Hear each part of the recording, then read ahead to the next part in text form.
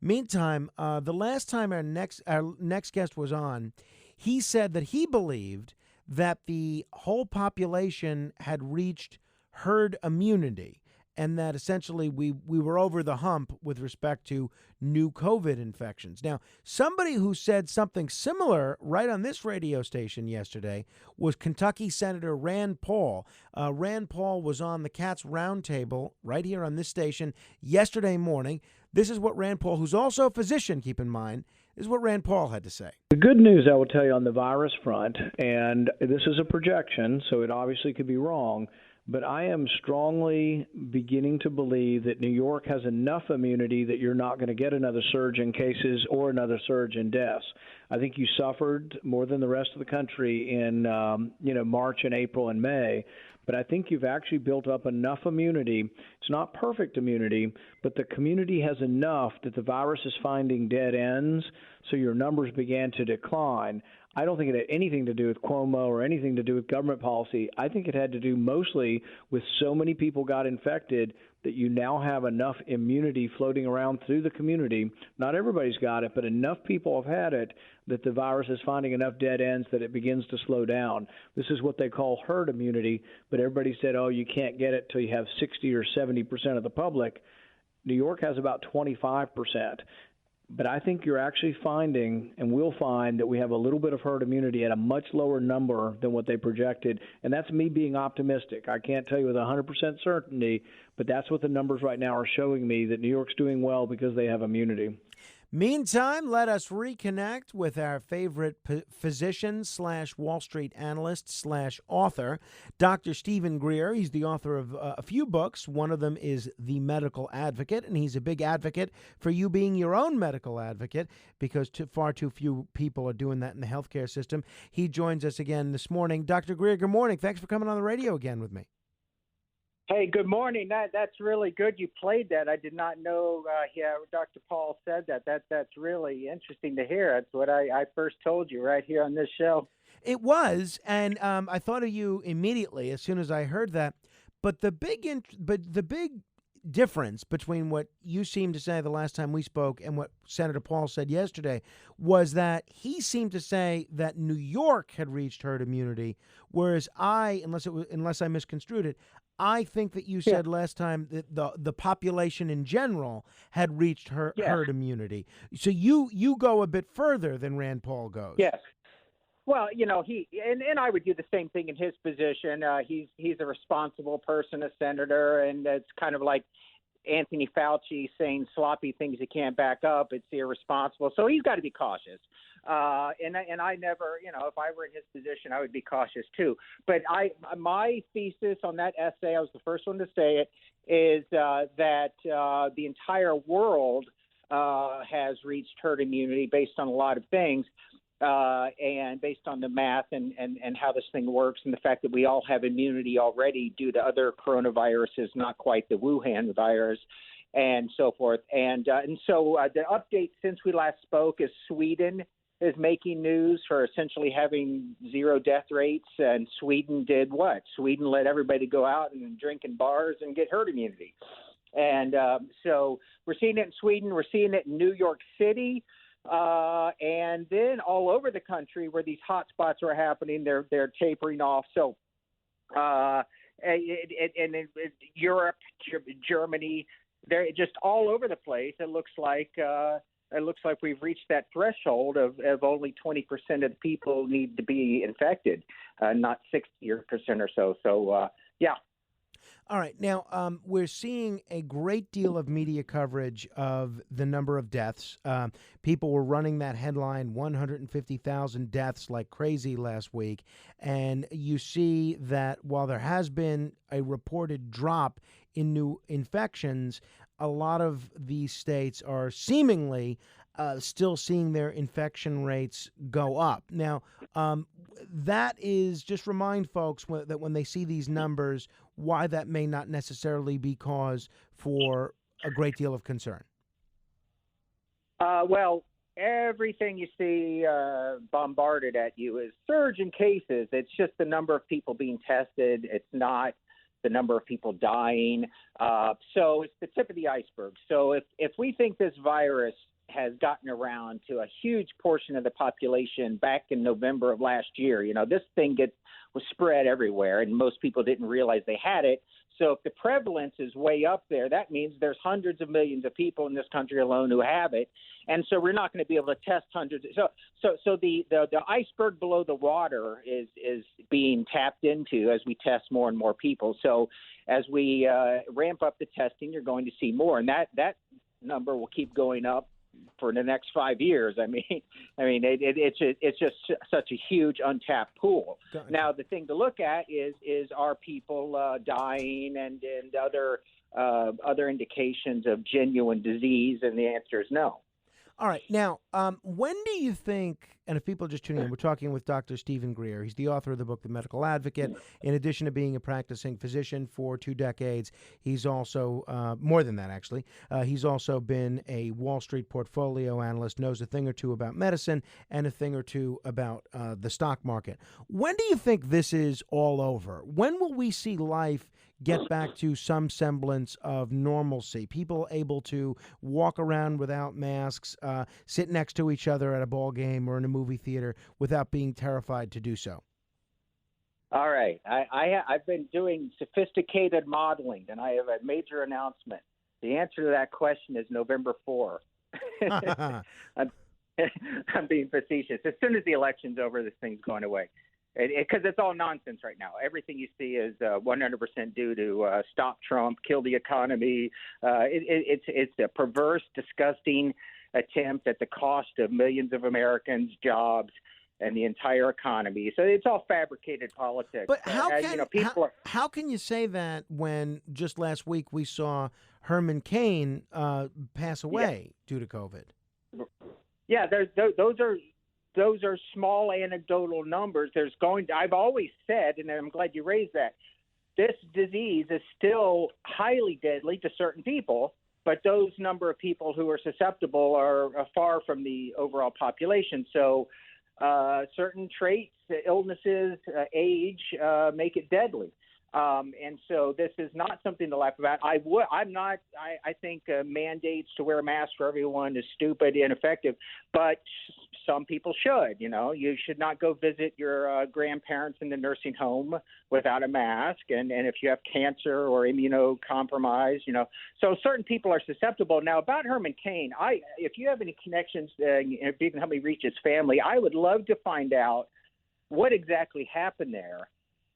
Did he wait too long to get treatment, or when he got treatment, did they not give him steroids, hydroxychloroquine, remdesivir, plasma? I want to know if he did not get treatment early, because we have so many treatments now that really very few people should be dying from this. Well, yeah. I don't know the details, and I don't know his family or have any connection there. But if I am able to get in touch with them, maybe through Newsmax or something like that, I'll make an effort to do so. Now, the situation with respect to baseball stadiums. Now, Governor Cuomo made the offer last week to every Major League Baseball team in America, hey, if your state's not safe, come to New York. We can accommodate all of the teams. Based on what you know and based on what you've seen in New York, do you think that some of these teams might be wise to take the governor up on that offer? Sure, why not? The death rates are low, and I think it's safe to play anywhere in the country, but we know based on the death rates in New York that it seems to be herd immunity per what Dr. Paul said, Senator Paul. And so, yeah, that's a great idea. They should do it. We should have all sports play. If New York City is willing to take them on, then have the entire NFL play in New York City, so... Yeah. You've been pretty critical of Dr. Anthony Fauci from the get-go. You were one of the first vocal critics of Dr. Fauci. Now, give me your take on what we're hearing from Dr. Fauci on the subject of hydroxychloroquine. Hydroxychloroquine has been controversial from the very beginning. and clearly that controversy doesn't seem to be abating anytime soon. What does Dr. Fauci say on the subject of hydroxychloroquine, and how does that comport with what you're seeing? Well, I have been truly shocked over the last 10 days at how this whole controversy has arisen anew. I thought it was kind of put to bed. It was so obvious to me that, hey, the drug works, and we're going to get even bigger studies coming out from Henry Ford soon. But I was shocked to see he's pandering to the white coat doctors who went to the Supreme Court and then their video was banned because they were saying hydroxychloroquine. Right. I think that struck a nerve because this is my guess, is if it's true that you can prevent the virus, if everyone took a safe drug like hydroxychloroquine, then it would give an excuse to open up the schools and open up business, and it would end their attempt to shut down the economy. And therefore they wouldn't be able to hurt Trump in the election. I'm guessing. It's bizarre. I don't know why. Now, in that light, in that environment of what we saw with all of that hoopla, is Anthony Fauci suddenly pandering to the left. Now, I think he crossed the line here. I mean, when he starts to say misleading statements about a drug that can save lives, that's more than politics. That's more than him just saying sloppy stuff about, oh, we shouldn't have baseball open.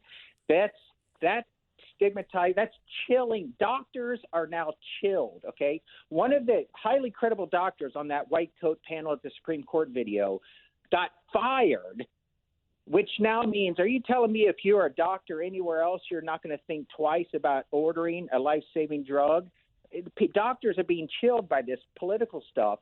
It's unprecedented. Never seen it before. There's going to be books and movies about this decades from now. It's really scary. So Anthony Fauci, honest to God, needs to be fired for the sake of the country. I don't know why Trump is not doing it. I think Jared Kushner is giving him bad advice. Get rid of Anthony Fauci. And because, oh, by the way, he created this virus in his lab, not he personally, but his NIH-funded gain of function, which is a euphemism of man-made viruses, which created this virus. This isn't a normal natural virus. It was created in Anthony Fauci's labs and sent over to Wuhan, and then it leaked out of Wuhan. Well, so Anthony Fauci needs to be fired, and enough is enough. I just to go back and reiterate that, I've heard the theory that the virus came from this virology lab in Wuhan, China, rather than a wet market, as we were originally told. I hadn't heard the theory that it was created by NIH and then sent to Wuhan. Can you give us a little more information about that? Oh, that's irrefutable. See, everyone's getting confused here. You know, the controversial lady who Sinclair Broadcasting then backed away from it. You don't have to rely on that controversial PhD lady, although I think she's probably credible. Anthony Fauci admitted in a 2011 Washington Post op-ed, when he was trying to convince Obama and Congress to allow him to do this, he admits that his labs do, quote, gain of function, which again is a euphemism for saying we're going to engineer weapons of mass destruction in the form of viruses, okay? Now, if they posed it as a weapon of mass destruction, well, gee, that would violate the Geneva Convention, okay? So if Anthony Fauci admits that he did this work, he got approval for it. Then in 2014, when Ebola bit him in the ass, Obama shut it down. Then in 2017, knowing that the Trump administration was in chaos and not knowing what it was doing, he secretly got it started again. And the Wuhan lab is funded by our tax dollars. You know, so yeah, he admits to it. Anthony Fauci admits to it. Well, it's very interesting. We're talking with Stephen Greer. If you want to read his commentary and his writings on a daily basis, you can go to GreerJournal.com. That's GREER Journal.com. And his books are available on Amazon and wherever else you get your books. But you can check out The Medical Advocate and Rules to Stop Radicals. Dr. Greer, I know you've been very vocal about what we're seeing from Ruth Bader Ginsburg and her diagnosis of pancreatic cancer. How do you think it looks for her at this point? Well, it's sad. It's sad to see anyone become ill like that. So I don't say this, but it's politically charged because everyone's waiting for her to leave to reappoint a conservative judge and so forth. But that is probably why she's doing what she's doing, which is staying on when she should have retired a long time ago. So we now know that she finally announced 4 months after the fact that her cancer had returned and she's getting chemotherapy and that she's been in the hospital. She is not serving her role as a normal full-time judge, period. Okay, and we don't know what's going on now because the Supreme Court, like every other court, is doing things remotely by telephone. So she could have been attending some phone calls from her hospital bed and probably was. That is not the way the court is designed. I coincidentally happen to be in the Supreme Court right now as we speak, and I filed a motion, a rare motion, arguing that there is not a full bench. Now, for 100 years, they've been arguing, should we need a constitutional amendment to limit the ages of federal judges? And this is just reviving that. It's a big black eye for Chief Justice Roberts, who, oh, by the way, he was out of the court himself with a head injury. So we've had 8, maybe 7 judges operating over the last 30 to 60 days, and it's no one scrutinizing it. So Ruth Bader Ginsburg's illness, when you get a bile duct obstructed, that's right next to the pancreas. Her tumor is likely expanding and blocking off the bile duct. That's why she had to have that stent. Now it was portrayed in the media as, a simple non-surgical procedure. No. She was in the hospital for 5 days because that's a serious procedure. You can get pancreatitis from it. So it's a sign that her cancer is getting end stage, very, very, very bad. And someone like that should not be serving on the bench. They should have recused themselves a long time ago. Yeah, I am of the belief that we should look at doing away with life tenure for justices, not just because of that, but for one of many reasons. I think it's crazy that you see these justices planning their retirement and often staying on longer than they otherwise would, or maybe retiring sooner than they would for these political considerations. But that's just my view. All right, so it's going to be interesting. Hey, lastly, keeping in mind your can I elaborate? It's not just the Supreme Court. All of the federal judges do this. There's a big problem. I know. Unless there's this rank of federal judges who are supposedly retired, but you never really retire from the judgeship. So you're these volunteer judges who come in to fill in when the court needs. So there's 80, 90-year-old judges who are still acting as judges even though they're supposedly retired. And we saw that with the Michael Flynn case, okay? So it's a huge problem across the whole federal bench. Yeah. Well, yeah, again, that's clearly a discussion for a different day. Let me close with this, Dr. Greer.